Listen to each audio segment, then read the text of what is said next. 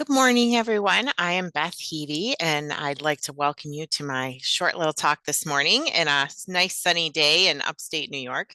I'm from SUNY Brockport, and this is a project that we have going on currently. So I don't have all the results in it yet, but it was one of the funded Academic Innovation Awards this year. So we're very excited to have it underway. And I'm going to talk to you today about that, which is how we developed an AI-assisted multimodal open access text to prepare nurse practitioner students for their clinical readiness exam. Now, most of you may not be highly familiar with nurse practitioner curriculum, but all nurse practitioner programs have to have three courses: pathophysiology, pharmacology, and physical assessment, which we now more often call health assessment. But those three courses are required for all accredited programs, and they are what we call the three Ps: patho, pharm, and physical assessment. They are the building blocks of all diagnostic reasoning. So they're really critical courses in any nurse practitioner program. We have multiple nurse practitioner programs here at SUNY Brockport. So we have quite a few students that are enrolled. And when students reach the end of their preparatory work before they begin clinical, most programs require what we call a clinical readiness exam, and it focuses on those three courses and making sure that those skills and knowledge and critical thinking ability is there before we start building on that even further with their clinical work. Most students take that in not quite the halfway point of the program, probably about a third of the way into the program. Our students take it in the fall semester of their second year of a 3-year program. And that clinical readiness exam is critical, because if they aren't successful at our school, different schools have different policies, but you have one opportunity to remediate, and you have an assignment in between that you have to do that involves quite a bit of review, focusing on these three courses. So being able to demonstrate that you have the skills and knowledge that you need at that point to begin clinical practice is required before you can start a clinical course. And so for some students, that actually can lead to dismissal from the program if they are not successful on this after multiple tries. Other schools, the first try, you can actually be dismissed as well. And we have our own exam that we create, but there is a national exam that's available. It's just very expensive, so we don't require students to take that. We administer our own on in our program, but almost all nurse practitioner programs have this clinical readiness exam. But one of the things that we found is that there's no review books available for it. So it's something where there's lots of review books preparing people to take their boards at the end of their nurse practitioner program, but there's nothing really in terms of a solid review material for that clinical readiness exam. And so we had started looking at that and trying to figure out what we can do to help students better prepare for it. Because what we're asking is for them to start taking that knowledge that they learned about, how blood flow through the heart, what is the electrical conduction in the heart, how do your lungs pump oxygen through your body, and then apply that to what it means when we see patients sitting in front of us. And so we have found, as we were looking at this, a couple of things. One is I'm the course coordinator for the pathophysiology for advanced practice nursing course, and our pathophysiology students and our pharmacology students, even in the first year when they are taking those courses, keep asking for additional practice, additional review material. No matter how much I make and no matter how much I'm posting, they always want more. And then we also have found that they continue to struggle to apply that knowledge when they're learning diagnostic reasoning in the second year and during their clinical readiness exam. So we found there was a gap there in that process. And so we tried to come up with an idea for how we could support that. And so we've done a couple of things. We started with aligning our pathophysiology and pharmacology. They take them in the same semester. We align the systems. So when they're talking about the cardiac system in pathophysiology, they're covering the cardiac medications in the pharmacology class. We also created low stakes case studies with formative feedback in our health assessment class, which they take at the beginning of the second year. So this is kind of progressing them through. And so they start to take those concepts from pharmacology and pathophysiology and really apply them into clinical settings with a clinical presentation.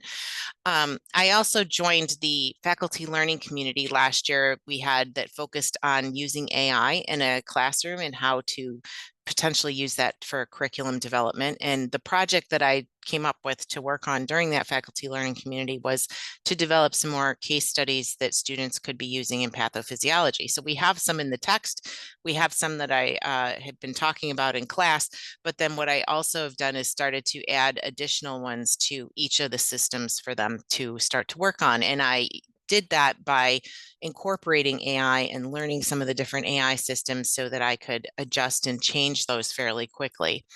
Um, then we got the idea because we noticed this gap that we could potentially make this something more useful for other faculty as well. And so I talked to my faculty from pharmacology and my faculty who are teaching health assessment. And I said, would you guys be interested in working on a project where we could put these into a book that people could use in other classes because everybody's teaching these three concepts. And we wrote for the academic innovation grant, and we developed a book proposal, and we met with some of the OER leaders on campus. Thank you to Mary Jo and the other OER leaders. It was very helpful, their knowledge and background. And they connected us with Milne Publishing at SUNY Geneseo, which was extremely helpful. And we put a book proposal together and submitted it to them, and our grant was funded and the book proposal was accepted. So that was great. And this has been an interesting experience for me because I have published a previous statistics for nursing textbook through traditional publishing routes. When I first did that, it was before OER was necessarily something highly available or that people knew much about. And so when we were doing this for a second project, it was something that I really felt like if there was a way to make this something students could access without having additional cost associated with it and increase access so more students could use it, more faculty could use it, that OER really was the way to go. So I was very excited that the OER publishers were interested and that we were able to get that going. So we have written now, where we're at this point, is that we have written all of the case studies.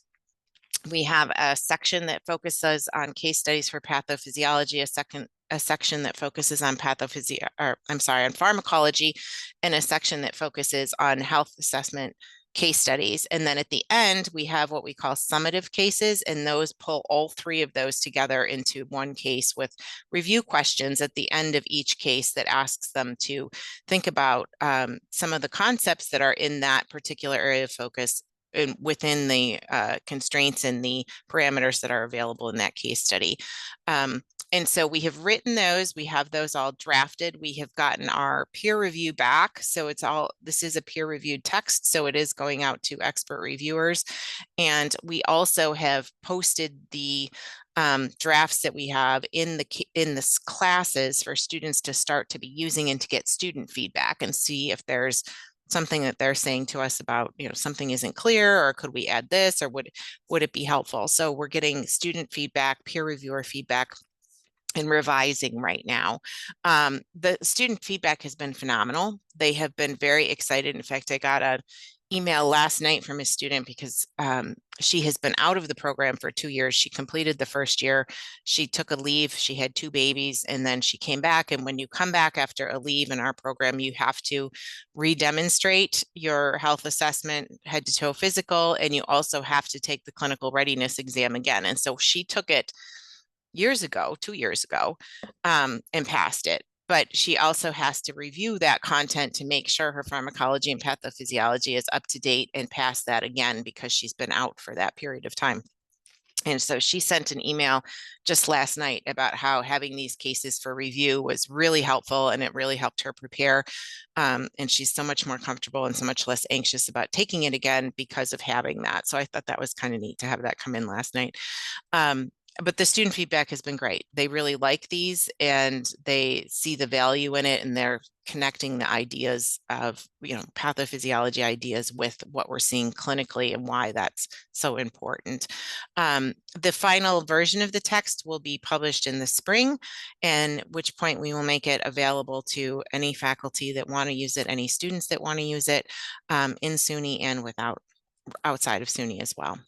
So we are going to be tracking outcomes with this. Obviously, one of those is that Milne is going to be creating utilization reports. So how many other people are using the book and where they're using the book.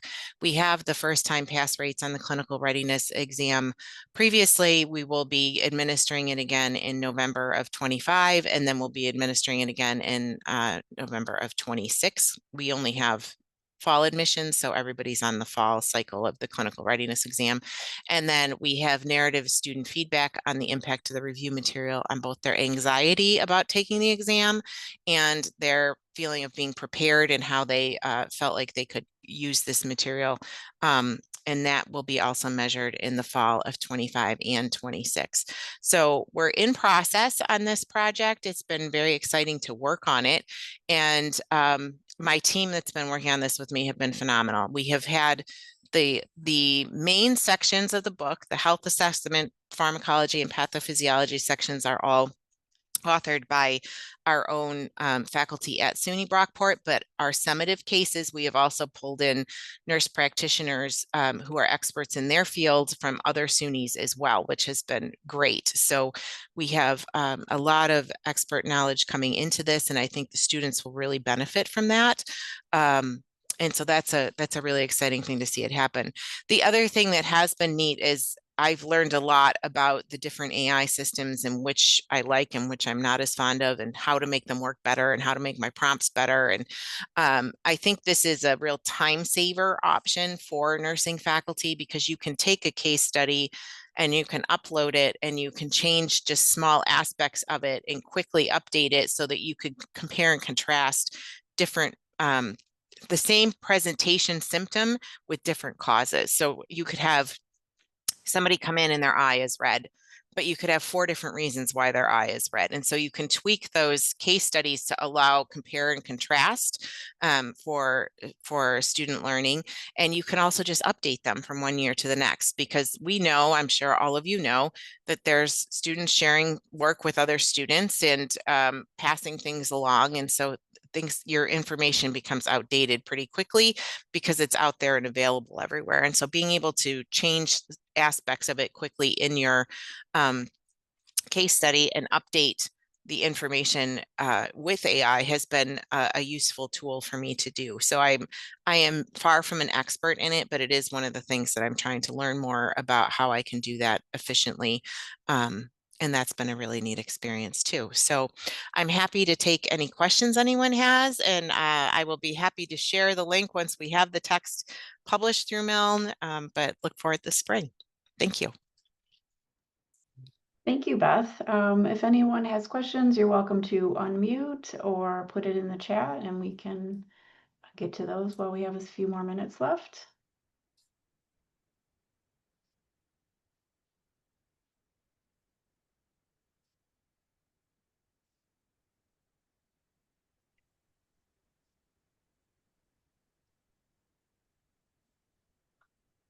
Hi Beth, this is Mary Jo.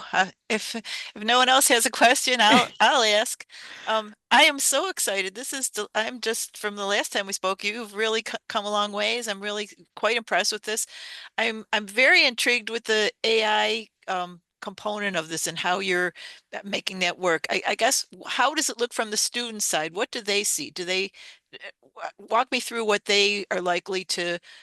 It's a text based, or is it audio or video? I guess walk me through it. So the students actually would not know necessarily that AI is utilized. Yeah, of So course. it's I mean, they know because I explain it in the foreword and such, but when they look at it, they're going to read through a case and then they're going to see questions at the end. Now, the thing that's really part of why we call this a multimodal text is because it's interactive, the ebook. So when they are using the ebook, they can hover over terms and get the definition, if anything that's in the glossary. They also have an option of, like, if you're doing a health assessment case and there's a specific heart sound, that they can hover over that and they can hear that heart sound. There's pictures. So one of the cases we do is a herpes zoster. And so it describes the patient's rash in the case study, but then you can hover there and see the picture of the rash. And so it tries to pull in many different aspects of learning. So visual learning and hearing and all the different senses that are involved. The AI component really was more from the faculty end so that you can adjust and accommodate it quickly. One of the things that I compare and contrast, because having done the stats book, I wrote, I think 300 different multiple choice questions for that, which by the time you're done writing those, you're just like, I can't think of one more clinical scenario to put into this example. So it takes a lot of the monotony out because you can give it the cues to prompt it to create questions, and then you can review and move and change and adjust them. Um, and it requires working with it repeatedly, because to get them to the level that you want, I find that some of the systems are better than other systems, and trying to get it to a graduate level is more challenging. If you're happy with Wikipedia, it's pretty straightforward. But so the AI really was more for the development and the coming up with the different ways we could put it into different clinical scenarios quickly, rather than having to just manually do each one of those. Um, and it was a learning process for me. And I found that what I did for most of them is I had to control what the AI was utilizing in order to make it the level that I wanted it to be. So I took my lectures that are recorded and I separated the audio and video files. And then I took the audio file and converted it to a transcript. And then I took the transcript and used it as one of my sources that I directed the AI to utilize when it was coming up with like review questions and such like that. So I could control if you can control what you're feeding into it, the output is more consistent with what you're looking for. At least that's one of the things that I found. And it was much more useful in that end. So I found it was more like having um, a well-organized and reliable assistant, where you had to make sure you told it what to do correctly, um, and gave it the sources to use. So that was more. There isn't an AI component that the students interact with at this point. That could be something down the road. I did see I'm in the AI work group for NOMF, which is the Nurse Practitioner Faculty Organization, and they just demonstrated a product the other night that was really quite interesting of AI and using that interactively with a student. But that is not a component of this project right now. Who knows? It could be down the road though. And thank you, Mary Jo, because you were my resource for where do I go and how do I do this through OER, because I did not want to do it through traditional publishing. So thank you. Beth, we have two more questions. Julie's Mhm. asking, could you tell me what AI systems you used? I've used Copilot and ChatGPT. And then Jennifer Hall commented, smart. Were you worried about intellectual property? Many of our faculty here are very concerned about that. Yes, so I used all of them. That was part of being in the faculty learning community, as we tried a bunch of different things. So I used ChatGPT, I used Copilot, I used Claude, I used a whole bunch of different ones. My favorite one was you.com, you.com, because it has a whole variety of them in it already. And they have something called ARI that is extremely helpful if you're talking about graduate level work that needs to be done. It's oriented more for research and higher level projects, and that's kind of become my go-to. I cite with each of the case studies that are published, I have the citation for which ones were used with that case study. So you can see specifically which ones I did in each one of them. But part of what I was doing was playing with a whole bunch of different ones to see which ones I liked and which ones I didn't like. And I do think intellectual property is important to be concerned about.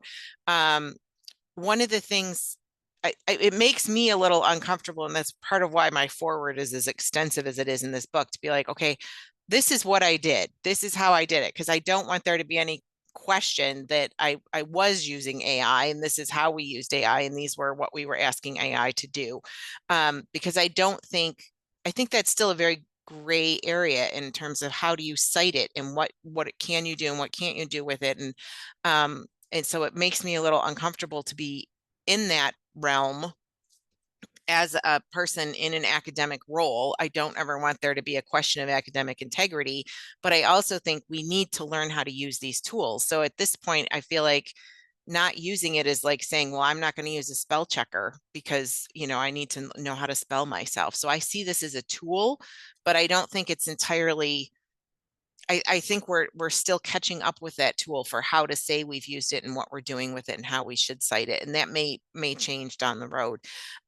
It is something where the uploading your content, you have to think with some of them, there's more restriction on where that content goes and what can happen with it. It's very similar to me to genetic testing. So I have 2 kids that have done genetic testing in medical situations because of medical concerns where it's protected by HIPAA and that information does not go anywhere. I will not let them do 23andMe because your genetic information is then sold and available to a whole range of things you have no control over. And I think the potential for something very damaging happening there is high. So I think you have to have that same hesitation with AI. Anything I put into AI, like my lecture content or things like that, there is a certain level of that you have lost control over for where it goes and what it gets used for. And that is just a reality. And some of the AI systems are better at managing that than others, but I would not upload anything that I was concerned about somebody else accessing or using. Um, but I also know that I do a lot of curriculum development and I share it widely. So if the worst comes to worst and somebody takes my lectures and is using that content somehow or another, then that's on them. That's not something I can control very much. But I do think that we have to try to be very clear about what we're using and why we're using it, and to know that anything we put up on there can be misused. Could show up in a student paper at some point.